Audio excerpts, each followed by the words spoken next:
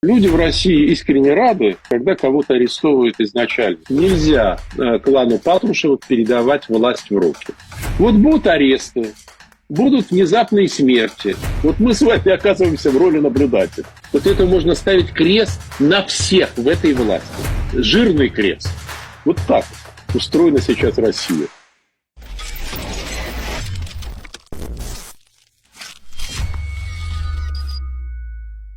Вы уже сказали, что это будет зачистка, я так понимаю, не только Минобороны, по вашим словам, но МВД. Это весь силовой блок идет? ФСБ Весь попадает? силовой Нет? блок. Нет, ФСБ там все будет по-другому устроено. Причем главное недовольство как раз Патрушева и в целом чекистской этой братьи вызывало, кстати, не Министерство обороны, а именно МВД. Они считают, что это разложившаяся полностью организация, совершенно неэффективная, которую надо основательно чистить. Основательно.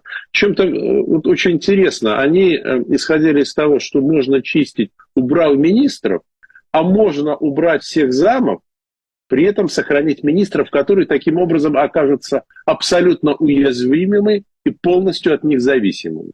Какой вариант возобладает, в конечном счете, это непонятно, да? И в любом случае, когда мне сказали, что будут снимать всех замов или почти всех, я спросил, ну что неужели можно снять одновременно, потому что это же дезорганизация. Это даже в небольшой организации привело бы к дезорганизации. Говорят, ну нет, ну конечно, не всех одновременно. Ну достаточно снять одного знакового, да, человека для того, чтобы все остальные притихли и стали бояться. Они считают, что они обеспечили более-менее стабильность в ФСБ, обеспечили лояльность. И дело в том, что, я вот упомянул фамилию Патрушева, Патрушеву очень сложно повлиять на ситуацию в ФСБ. Практически невозможно. Это ведомство находится под контролем Королева, первого зама Бортникова, ну и в меньшей даже степени уже Бортникова, чем Королева. А вот что касается там, Российской гвардии, МЧС, ну в первую очередь, Министерство обороны, МВД, на них давно точили зубы. Решение о зачистке было принято еще в феврале было принято. И тогда же был определен приблизительно контур этой зачистки. Причем главное недовольство как раз Патрушева и в целом чекистской этой братьи вызывало, кстати, не Министерство обороны, а именно МВД. Они считают, что это разложившаяся полностью организация, совершенно неэффективная, которую надо основательно чистить. Основательно. В чем-то вот очень интересно, они исходили из того, что можно чистить, убрав министров, а можно убрать всех замов, при этом сохранить министров, которые таким образом окажутся абсолютно уязвимыми и полностью от них зависимыми. Какой вариант возобладает, в конечном счете, это непонятно, да? И в любом случае, когда мне сказали, что будут снимать всех замов или почти всех, я спросил, ну что неужели можно снять одновременно, потому что это же дезорганизация. Это даже в небольшой организации привело бы к дезорганизации. Говорят, ну нет, ну конечно, не всех одновременно.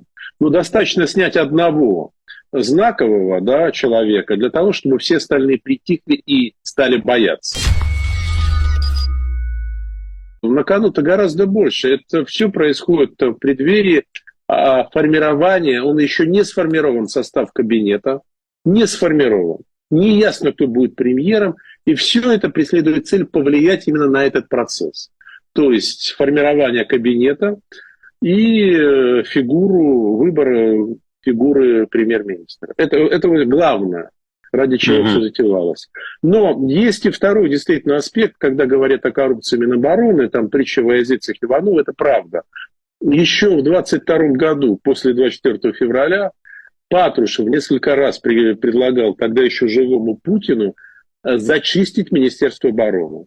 Он был в бешенстве от Патрушева от происходящего. Он говорил, что вот они виновны в том... Ну, в общем, это было справедливо.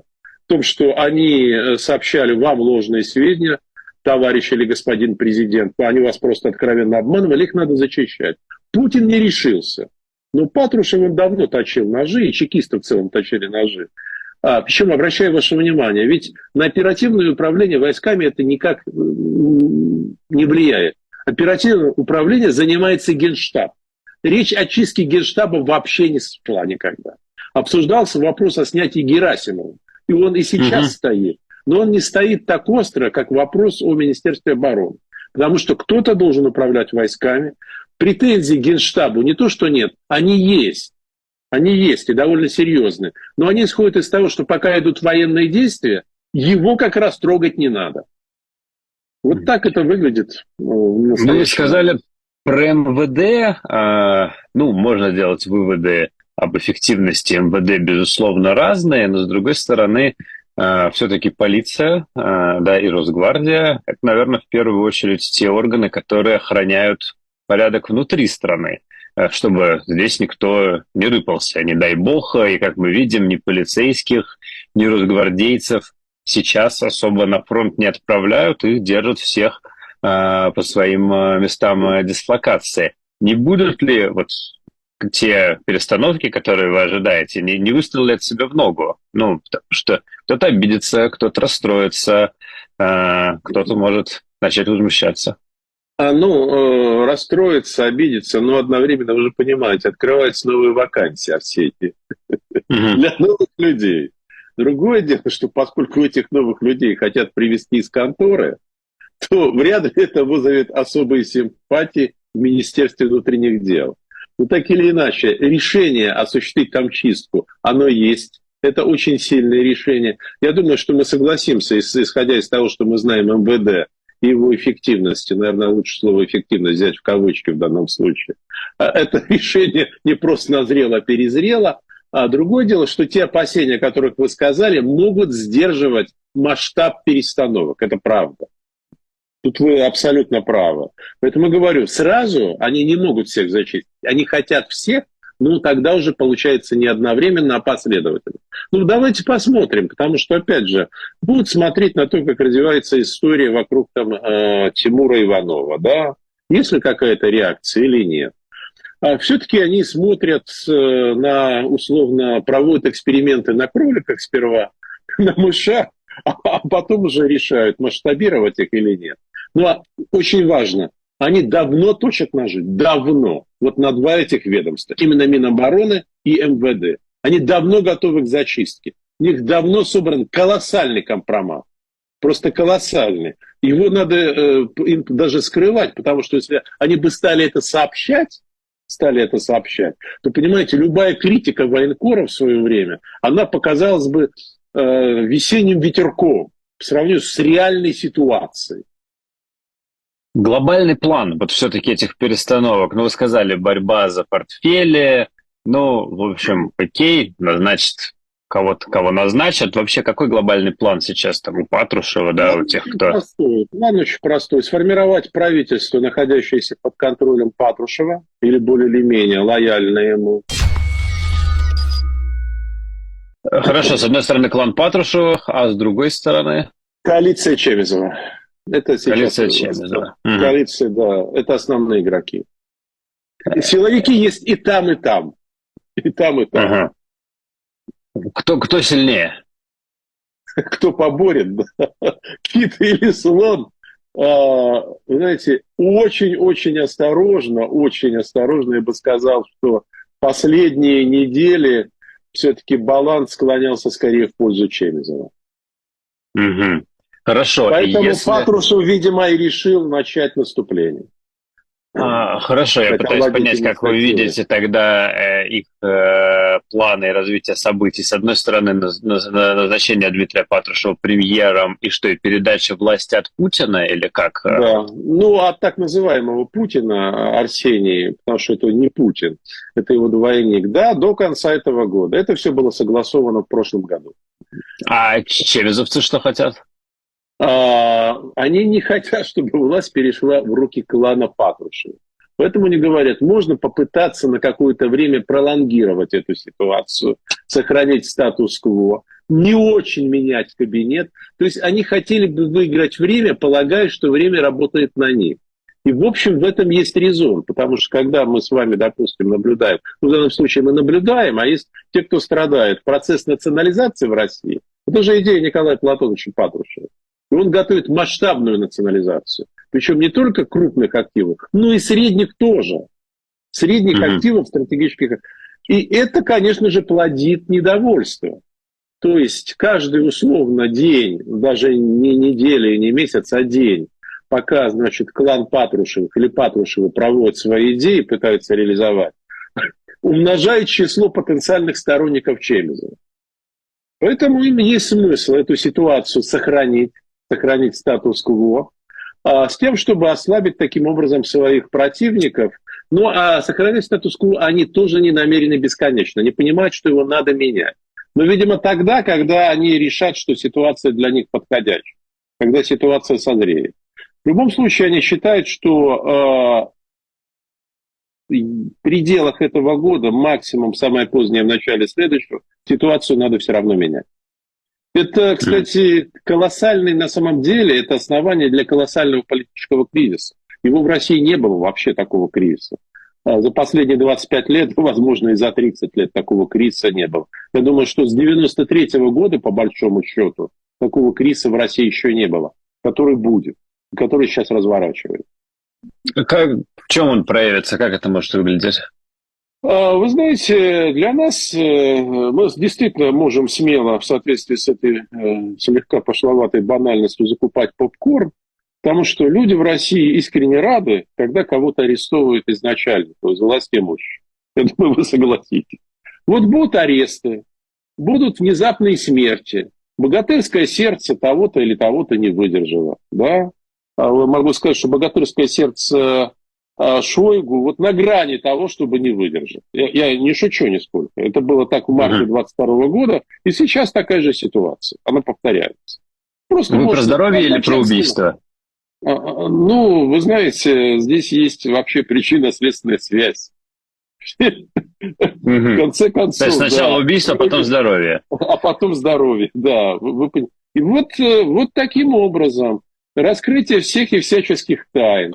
Вдруг начнет вываливаться масса компроматов. Причем это будут вываливаться не командой покойного Алексея. Это будут вываливаться, другими медиа. Это будет широко распространяться. Вот такого сорта вещи. То есть это когда все выползает, появляется много информации. Причем могу сказать, что нам станет доступна тысячная часть этой информации. Тысячная. Потому что основное, конечно же, будут скрываться и будут приберегаться. Да, основное-то и нельзя придавать гласности, оно убийственно совершенно. Причем это будут вываливаться не командой покойного Алексея. Это будут вываливаться, другими медиа. Это будет широко распространяться. Вот такого сорта вещи. То есть это когда все выползает, появляется много информации. Причем могу сказать, что нам станет доступна тысячная часть этой информации. Тысячная. Потому что основное, конечно же, будут скрываться и будут приберегаться. Да, основное-то и нельзя придавать гласности, оно убийственно совершенно. То знание, которыми некоторые люди располагают, та информация, которую они умеют. Пресловутых органов. Она просто убийственна, понимаете? Вот это можно ставить крест на всех в этой власти. Жирный крест. Я вполне серьезно. Я тут все время хочу спросить, в связи с вашим таким видением ситуации, почему молчит и бездействует, на первый взгляд, как будто бы, хорошо, Моссад, понятно, ему сейчас есть чем заняться, но ЦРУ, МИ-6, вроде бы открывается такой простор вообще. Они, во-первых, не бездействуют. Они предлагают, и порой даже публично это, что переходите на нашу сторону, на сторону сил добра, и это даст вам гарантии безопасности. И многих это предложение, конечно же, интересует. Другое дело, что осуществить технически такой переход на их сторону затруднительно, по понятным причинам, поскольку контора сейчас держит под контролем всех и вся. И, она параноидально просто контролирует, параноидально. В своем стремлении не допустить утечек, не допустить перехода. Это первое. Второе. А как они могут мешаться? Дело в том, что никто в России, даже из тех, кто находится вверху, не очень понимает, как будет этот кризис развиваться. Если вы вмешиваетесь, это становится известно, это вызывает гнев и недовольство среди элитных группировок, которые противоборствуют. Они хотели бы только одного. Это для них задача максимум сейчас. Чтобы ядерное оружие в стране не вышло из-под контроля. В этом смысле они будут иметь дело, готовы иметь дело с любым режимом, даже гораздо более людоедским, чем тот, который мы имеем сейчас. Они готовы иметь дело с настоящими крокодилами и каннибалами. Только одно. Вы контролируете ситуацию, контролируете ядерное оружие, контролируете стабильность. Их только одно интересует. Они прекрасно понимают, что никакие демократические, либеральные силы не в состоянии этого добиться. Да, они предпочли бы иметь дело условно с прагматиками, да, а не с людьми, которые мечтают превратить Россию в некий симбиоз Ирана и Северной Кореи. По счастью, таких людей немного. Но они не знают, кто возьмет верх. Зачем им заранее... Почему бы не объявить, что Путин умер? Ну, зачем? Что им это даст? Зачем? Что это только усугубит кризис в России. Они это прекрасно понимают. Это единственное, что их сдерживает. Они очень боятся, вы понимаете, главный интересант политической стабильности в России, элитный, это на самом деле по большому счету Запад. По большому счету он. Потому что он очень боится. Это то опасение, которое было ключевым при распаде Советского Союза, что начинается дефрагментация власти и выход из-под контроля ядерного оружия. Особенно сейчас, когда идут ожесточенные военные действия. Это их очень пугает. Вот все те, помните, боевики, триллеры категории «Б», которые мы смотрели, с сюжетом, где какой-то русский генерал-националист непременно с бородой, и что-то с фамилией типа Абрамович. И с таким очень каким-нибудь сербским или черногорским акцентом, да, югославским. Да. Он, значит, берет в руки власть, захватывает. Так вот, для них это на самом деле реальное опасение. Это абсолютно реальное опасение. Они из этого исходят, когда формируют свою стратегию. Они готовы, еще раз, иметь дело с любой властью, но с той, которая обеспечит стабильность. И поэтому ни с кем сейчас не хотят ссориться, никого не хотят поддерживать. Да, они наблюдают за ситуацией, да, они в курсе. Но помните, как там Горбачев, Ельцин, ну ведь боялись же они Горбачева раздраконить. Боялись, они откровенно боялись. Они откровенно боялись распада Советского Союза. Американцы об этом говорили, британцы говорили, французы об этом говорили. Сейчас они очень боятся распада России. Это украинцы могут желать, да, в своих страстных мечтах. На Западе этого никто не хочет из ответственных политиков. Соответственно, никто не хочет провоцировать кризис, подливать масло в огонь. Потому что ситуация, конечно, уникальна. Все в наших руках. Но мы ничего сделать не можем. Вот мы с вами оказываемся в роли наблюдателя. Вот так устроена сейчас Россия.